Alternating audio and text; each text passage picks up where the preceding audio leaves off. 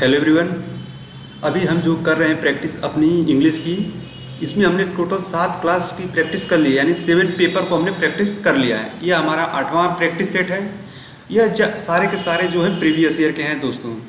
तो हम previous year को कर रहे हैं, इससे हमें पता यह चलता है कि एग्जाम में पेपर आखिर पूछा कैसा जा रहा है। तो यह जो है जीडी की प्रैक्टिस चल रही है। इसके अलावा मैं आपको बता दूं कि हिंदी की प्रैक्टिस और आपकी जीएस की प्रैक्टिस लगभग 2024 का क्लासेस हो चुके हैं। इसके बाद आपको इस पर 2023 और 22 की भी प्रैक्टिस कराई जाएंगी। उसके बाद आपको एनटीपीसी वाले बच्चों के लिए भी प्रैक्टिस कराई जाएगी। तो चलिए स्टार्ट करते हैं और हम आज का प्रैक्टिस सेट को सॉल्व करते हैं।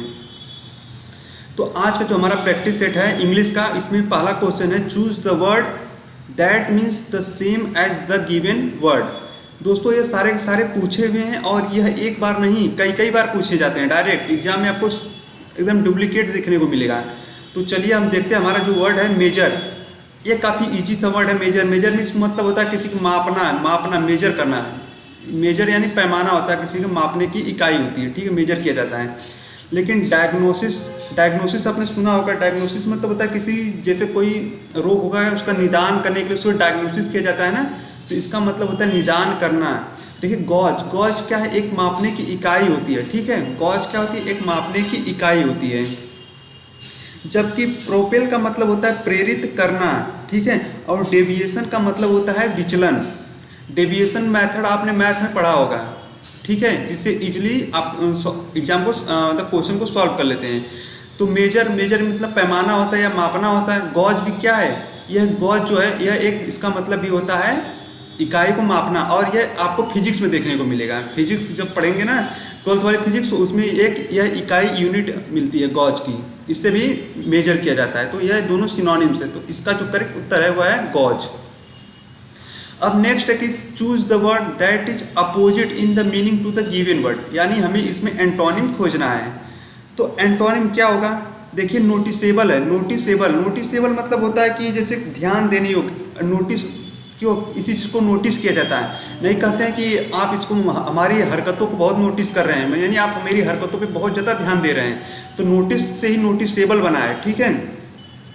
तो नोटिसेबल मतलब ध्यान देने योग्य, ठीक है। अब इसका देखिए जो ऑप्शन है हेल है, टॉन्ट है, डिग्निफाइड है या हिडन है। तो देखिए इसका अपोजिट खोजना, अपोजिट होगा इसका हिडन। हिडन मतलब छुपा हुआ, यानी इस पर ध्यान नहीं दे पा रहे। जबकि आपका हेल मतलब होता है अभिवादन करना। हेल मतलब होता है अभिवादन करना। टॉन्ट मतलब नहीं बहुत टोंट मार रहे हो, यानी क्या कर रहे हो आप, ताना मारना। टॉन्ट का मतलब ताना मारना। डिग्निफाइड का मतलब होता है प्रतिष्ठा। क्या होता है, प्रतिष्ठा, ठीक है। तो इसका जो करेक्ट आंसर है वह है हिडन।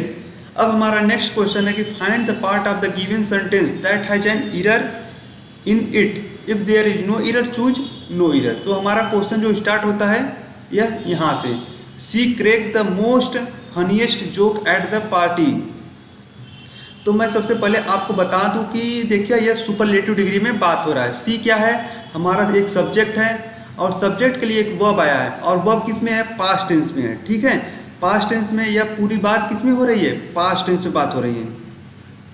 और देखिए जोक क्या है, जोक एक नाउन है और नाउन है और इसको सुपरलेटिव डिग्री बनाना चाह रहा है। इसमें सुपरलेटिव डिग्री के लिए मैंने आपको बताया है, अगर आपको सुपरलेटिव, कंपैरेटिव और पॉजिटिव डिग्री में अगर ऐसा लगे कि आपको पहचानना है कि सुपरलेटिव डिग्री क्या है, तो सुपरलेटिव डिग्री की बात हमेशा क्या होता है, सबसे पहले सुपरलेटिव के पहले क्या, द जरूर आपको मिलेगा ही मिलेगा, ठीक है।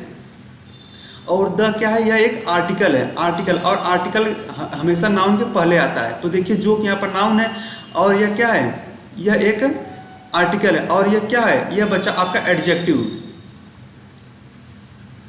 ठीक है। अब देखिए सुपरलेटिव फॉर्म में है, लेकिन हमें एक ही सुपरलेटिव फॉर्म यूज करना है, लेकिन यहाँ मोस्ट भी है और फनीस्ट भी। 2 सुपरलेटिव डिग्री मिल गए हमें, 2 सुपरलेटिव डिग्री मिल गए। लेकिन हमें 2 सुपरलेटिव डिग्री मिलने का मतलब है कि ये सुपरफ्लुअस हो गया, तो हमें एक ही चाहिए, तो हम इसे काट देंगे, ठीक है। अब हमारा फनीस्ट क्या है, यह सुपरलेटिव डिग्री है और यह हमारा जो पार्ट किसमें एरर मिला, हमारा जो डी में एरर मिला, फाइंड हमारा मोस्ट हटा देंगे इसको। नेक्स्ट कि select the most appropriate meaning of the given word. Idiom, जो ईडियम दिया हुआ है दोस्तों, ईडियम आपको बहुत इंपॉर्टेंट है। 2 ईडियम पूछता है और ईडियम आपको कंफ्यूजिंग लगता है। अगर आप एक बार पढ़े हैं तो ज़रूर कर लेंगे, अगर नहीं पढ़े तो आप थोड़ा एग्जाम में हेजिटेट होंगे। माइंस वर्ड का मतलब अब क्या होता है, almost failing to find a way to deal with something, to speak vaguely और indirectly, work not done for money. तो सबसे पहले ईडियम का मतलब पता होना चाहिए। माइंस वर्ड अगर नहीं पता तो वर्ड्स मतलब शब्द होता है, तो आप थोड़ा सा रिलेट करके खोजेंगे। आप देखेंगे कि टू स्पीक वैगुअली और इनडायरेक्टली, यानी कि घुमा फिरा के बोलने वाला, ठीक है, इसमें यही मतलब निकला। और माइंस वर्ड मतलब भी होता है, अगर आप थोड़ा सा भी पढ़े हैं तो आप समझ जाएंगे कि माइंस वर्ड का मतलब होता है घुमा फिरा कर बोलना, और इसका मतलब ये होता है कि डायरेक्टली नहीं बोलना, इनडायरेक्टली बोलना। तो आप सीधे सीधे इसी पे टिक मारेंगे, यह आपका सही भी हो जाएगा, ठीक है। तो ईडियम में ज़्यादा कुछ करना नहीं होता, इसे एक बार जरूर पढ़ना होता है।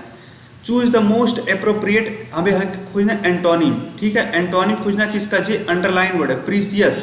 प्रीसियस का हमें क्या है, एंटोनिम खोजना है। तो प्रीसियस मतलब क्या होता है, प्रीसियस मतलब होता है बहुमूल्य, यानी जिसका मूल्य मतलब बहुत प्रीसियस मेटल है। जैसे प्रीसियस ऑर्नामेंट होते हैं, तो मतलब जिसका मूल्य नहीं लगा, जैसे यह इजिली मार्केट में जो डायमंड है क्या है, एक प्रीसियस है, ठीक है, काफ़ी उसका वैल्यू होता है, उसे कहा जाता है प्रीसियस मतलब बहुमूल्य। और इसका देखिए ऑप्शन क्या, इंपॉर्टेंट, पेट, डियर या डिफेक्टिव, हमें एंटोनिम खोजना है। तो प्रीसियस मतलब बहुमूल्य, तो डिफेक्टिव मतलब जो बहुमूल्य ना हो, यानी जिसमें गलती हो, ठीक है, डिफेक्टिव हो। डिफेक्टिव कोई होता है इंस्ट्रूमेंट, तो वह मतलब बेकार होता है, ठीक है, तो इसका एंटोनिम यह होगा। जबकि डियर का मतलब प्रिय होता है, पेट का मतलब पालतू होता है, इंपॉर्टेंट का मतलब महत्वपूर्ण होता है। नेक्स्ट क्वेश्चन है कि choose the word that is opposite in meaning to the given word. अब देखिए क्या है स्पैट। स्पैट का मतलब क्या होता है, देखो दोस्तों वर्ड पावर तो आपको पढ़ना ही पड़ेगा, अगर नहीं पढ़ेंगे तो देखिए आपका CGL, CHSL, MTS और GD में भी इंग्लिश आती है, लेकिन यहाँ पे हिंदी भी दे देता है। तो कई बच्चे हिंदी चूज करते हैं, लेकिन आपको अगर MTS अगर आगे एग्जाम के लिए अगर मान लीजिए MTS भरते हैं, CGL भरते हैं, CHSL भरते हैं, तो आपको तो इंग्लिश तो क्या कंपलसरी है, बिना इंग्लिश के एग्जाम नहीं क्रैक होगा। तो स्पैट का मतलब पहले मैं बता दूं क्या होता है, तकरार। तकरार मतलब जैसे किसी के साथ झगड़ा हो और उसका डिस्प्यूट हो, विवाद हो कोई, तो उसे स्पैट कहते हैं। तो इसे स्पैट कहते हैं विवाद, ठीक है। अब हमें इसका अपोजिट बनाना है, तो परसुएट। परसुएट मतलब कहा कि राजी करना, ठीक है। जबकि बिगुल का मतलब क्या होता है, धोखा देना। और एक निट पिक का मतलब है बाल की खाल निकले, यानी छोटी छोटी कामों में गलतियां खोजना। जैसे काम में क्या, कुछ भी काम करो उसमें कोई ना कोई गलती निकाल रहे हैं, तो उसे निट पिक कहते हैं, ठीक है। तो लेकिन इसका एंटोनिम हमें खोजना विवाद। तो एग्री, एग्री मतलब सहमत है, किसी से सहमत है तो उसमें क्या विवाद नहीं कर रहे हैं, ठीक है। तो इसका एग्री करेक्ट है। अब नेक्स्ट है कि improve the underline part of the sentence, choose no improvement as an answer if the sentence is grammatically correct. The subway fare is go up next week. देखिए नेक्स्ट वीक की बात हो रही है, नेक्स्ट वीक यानी future में। तो यह किस में जाना चाहिए, फ्यूचर में जाना चाहिए। तो देखिए फ्यूचर में गया नहीं है, तो सबसे पहले हम हटा देंगे। देखिए अभी जितना नॉलेज है उसके हिसाब से करना है, ठीक है। फ्यूचर में कोई बात हो रही तो इसे हम हटा देंगे। अब देखिए is going, has been going या हैज गोइंग। हैज के बाद हमेशा क्या होता है, मैंने बताया कि हैज और हैव के बाद हमेशा वर्ब की थर्ड फॉर्म आती है, लेकिन यहाँ पर थर्ड फॉर्म नहीं है, हम इसे भी हटा देंगे। अब बचा क्या, हमारा पहला और दूसरा। अगर आपको नहीं आ रहा तो आप फ्यूचर टेंस देख के पहले या दूसरे में से कोई मार सकते हैं। लेकिन दोस्तों यहाँ पर होगा क्या, इज गोइंग होगा, क्योंकि जैसे फ्यूचर में बात हो रही है लेकिन वो क्या है, चल रहा है। लेकिन हैज बीन गोइंग मतलब कि क्या वो हो चुका है, मतलब कि इसमें परफेक्ट टेंस का कुछ फॉर्म आ रहा है, लेकिन परफेक्ट टेंस का कुछ फॉर्म नहीं आ रहा है। लेकिन तो इसलिए हमारा जो पहला जो है ऑप्शन वो एकदम करेक्ट होगा। अब देखिए दोस्तों स्पेलिंग एरर। स्पेलिंग एरर की प्रैक्टिस कई लोग की देखिए स्पेलिंग एरर बहुत खराब होती है। कई लोग होते हैं जो एक बार देख के पहचान जाते हैं, तो स्पेलिंग एरर की प्रैक्टिस करना भी बहुत जरूरी है। तो देखते हैं हमारा जो क्वेश्चन क्या है। The sick woman had raised her self upright and was stretching her arm. अरे देखिए यहाँ पर क्या आपको टू वर्ड गलत मिल गया, क्योंकि TO ये तो सबको पता है ना, TO से शुरू होता है। देखिए ये तो हटा देंगे, सबसे पहले हम एक को हटा देंगे। अब हमारा बच्चा क्या, तीन option, raise her upright and stretching her arm toward अभी इसमें कुछ हमें दिख तो नहीं रहा है, ठीक है इसे छोड़ देंगे। देखिए इसमें मिल गया अपराइट होता है, लेकिन यह गलत है, इसको भी हम हटा देंगे। अब हमारा बच्चा दो, the sick women has raised herself upright, सही and stretching STRETCHING stretching her arm toward them, अभी तो ये सही दिख रहा है।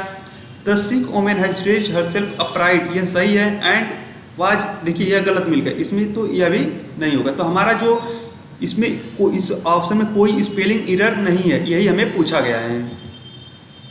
अब हमारा नेक्स्ट क्वेश्चन है question number 9, find the part of the given sentence that has an error in it if there is no error, यानी हमें जो यह क्वेश्चन दिया हुआ है हमें इसमें एरर फाइंड करना है। हमारा क्वेश्चन स्टार्ट होता है यहाँ से। तो देखिए employee are working from home and shoppers are ordering groceries online to minimize time in crowded space. तो देखिए एम्प्लॉय क्या है, एम्प्लॉय एक प्लूरल है, प्लूरल के लिए हम क्या प्लूरल वर्ब यूज करते हैं, तो सही है। और देखिए यहाँ पर क्या है, एक कंजंक्शन है, और कंजंक्शन क्या करता है, दो चीज़ों को जोड़ता है और सेम फॉर्म में जोड़ता है। जो टेंस आगे वाला फर्स्ट में होगा वही सेकंड वाले में भी वही चीज़ होनी चाहिए। देखिए यहाँ पर भी प्रेजेंट टेंस में ही बात हो रही है। और शॉपर्स क्या है, एक सब्जेक्ट है, और सब्जेक्ट किस में है, प्लूरल फॉर्म में है, तो वह भी क्या है, प्लूरल फॉर्म में है, ठीक है, वह भी प्लूरल फॉर्म में है। और हमें कोई टू के बाद हमेशा वर्ब की फर्स्ट फॉर्म आती है, और इसमें कोई एरर नहीं है, इसलिए हमारा यह क्या है, सही है, नो एरर है। अब हमारा बचा आया question number 10, replace the bracket word, यानी देखिए हमें इस जो रिप्लेस है ब्रैकेट वर्ड को, इसको रिप्लेस करना है, और इसे हमें इसके ऑप्शन के हिसाब से एक फिट को फिल करना है जो एकदम सूटेबल हो। तो देखिए अब the mountaineers embark on an arduous journey to conquer the formidable peak, facing treacherous terrain, extreme weather condition and physical exhausting along the way। तो यहाँ पर होगा क्या है, देखिए जो mountaineer embark an arduous, arduous का मतलब ये होता है क्या, कठिन, जो काम कोई क्या हो कठिन हो उसके लिए यूज करते हैं, ठीक है। तो हमें उसी से रिलेटेड कोई खोजना है। तो एन इंपॉर्टेंट होगा, या अ टैक्सिंग होगा, या अ रिवार्डिंग होगा, अ सीवर होगा।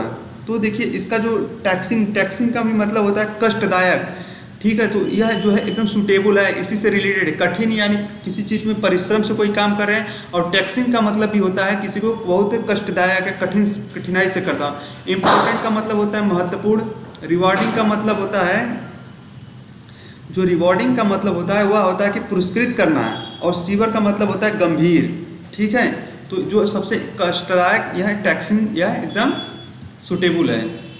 Select the most appropriate word to fill in the blanks, dash, देखिए एक्सक्लेमेशन मार्क है, you can do it, it an EGH पाई। तो देखिए इसमें जैसे हो रहा है कि किसी को क्या करा जा रहा है, इसमें किसी को मतलब पुश किया जा रहा है, उसके अंदर उत्साह भरी जा रही है कि मतलब यह काफ़ी आसान, तुम कर सकते हो, यह क्या बहुत आसान कार्य है, ऐसा इसमें सेंटेंस पढ़ने के बाद पता चल रहा है हमें यह। तो अब हमें ऑप्शन के हिसाब से भरना है कि ऑप्शन इसमें क्या क्या होगा। तो क्या ऑप्शन होगा आपका हस, वाव, बकअप या ओह, ठीक है। तो अब हमें भरना है, लेकिन देखिए हस क्या लगता है, मीन्स मतलब इसका मतलब होता है क्वाइट मतलब शांत। देखिए वाव लगता है आपका जब कोई आप एक्सप्रेस करते हैं क्या अमेजमेंट, तब के लिए। ओह लगता है कब, जब आप सरप्राइज होते हैं तब। तो देखिए ये तीनों तो होगा नहीं। अब बचा क्या, बकअप, इसका मतलब देखिए पता होना चाहिए आपको, तभी आप कर पाएंगे। बकअप का मतलब होता है जैसे कि टू इनकरेज करना है, मतलब किसी को इनकरेज कर रहे हैं उसके लिए हम बकअप लगाते हैं, ठीक है। तो इसमें इनकरेज की बात हो रही है, तो हमारा बकअप जो है एकदम करेक्ट है। देखिए दोस्तों यह एक ईडियम है, और ईडियम जैसे टू रेज द विंड, अब इसका ईडियम का आपको इसमें मीनिंग बताना है। ईडियम का मीनिंग क्या होगा, टू टीच, मैनराइज यानी मैनर किसी को सिखाना, to obtain the necessary fund, to head an army, to reach once frustration. तो इसका जो करेक्ट आंसर होगा to obtain the necessary fund, यह करेक्ट होगा, क्योंकि आवश्यक धन जुटाना इसका मतलब होता है। टू रेज द विंड इसका मतलब होता है आवश्यक धन जुटाना, और देखिए इसका जो करेक्ट है to obtain the necessary fund. Next है कि select the incorrectly spelled word from the given sentence. The देखिए अब हमें इसमें स्पेलिंग एरर खोजना है। The cats have the propensity. Propensity देखिए इसका मतलब होता है किसी की तरफ झुकाव या लगाव। To devour their babies. If alarm, alarm की देखिए स्पेलिंग सही है। एंड सो रिक्वायर की भी सही है। अ काम इन्वायरमेंट फॉर ब्रीडिंग। तो दोस्तों अभी तक इन्वायरमेंट का देखिए एकदम सही है। अभी इसका हम नहीं पता चल रहा है कि इसका गलत है। अलार्म का सही है, प्रोपेंसिटी का भी सही है, लेकिन इसका जो DEVOUR यह गलत है। इसका स्पेलिंग क्या होता है? जो इसका करेक्ट स्पेलिंग होता है वह होता है आपका, इसमें तो सही लिखा गया देखिए यह सही है, DEVOUR सही, लेकिन यह देखिए यहाँ पर गलत है। ठीक है, और इसका मतलब क्या होता है? इसका मतलब होता है कि किसी चीज़ को हड़पना। क्या होता है? किसी चीज़ को हड़प लेना, यानी कब्जा कर लेना उस पर, जबरदस्ती करना। ठीक है, तो DEVOUR का मतलब होता है, DEVOUR का मतलब हड़पना। अब नेक्स्ट है कि select the word segment that substitute replace the bracket word segment correctly and complete the sentence meaningfully. Select the option no correction require if sentence is correct as given. तो हमारा जो question होता है start यहाँ से, और हमें बताना है कि इस जो ब्रैकेट है इस ब्रैकेट में हमें फिल करना है कि ऑप्शन कौन सा करेक्ट होगा। She doesn't want to go on straight but it was very difficult to turn her eye away. तो देखिए वाज लगा है, वाज से हमें पता चल रहा है कि किस में बात हो रही है, पास्ट में बात हो रही है, जबकि यह क्या लिखा हुआ है? डज लिखा है। अब मैंने बताया कि डू, डज और डिड, इसके बाद हमेशा वर्ब की फर्स्ट फॉर्म लगती है, और हैज, हैव और हैड के बाद वर्ब की थर्ड फॉर्म।